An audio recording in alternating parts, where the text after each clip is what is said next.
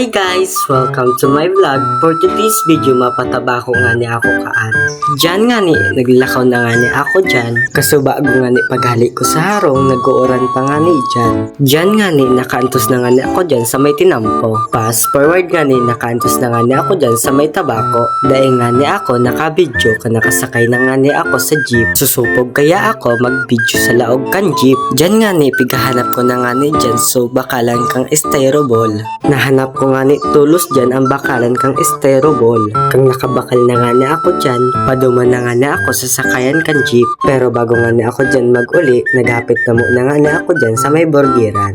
Pagkabakal ko nga ni dyan kang burger, matambay pa ko ta nga ni ako sa plaza. Pero nga ni, matauhon kaya sa plaza. Pero nga ni, pauli na sana nga ni ako. Arani na nga na ako dyan sa sakayan kan jeep. Dahil na nga na ako dyan nakabidyo ka nakasakay na nga na ako sa jeep. Nasa may inutan kaya ako kan jeep. Fast forward nga ni nakantos na nga na ako dyan sa may samuya. Bye! Thank you for watching!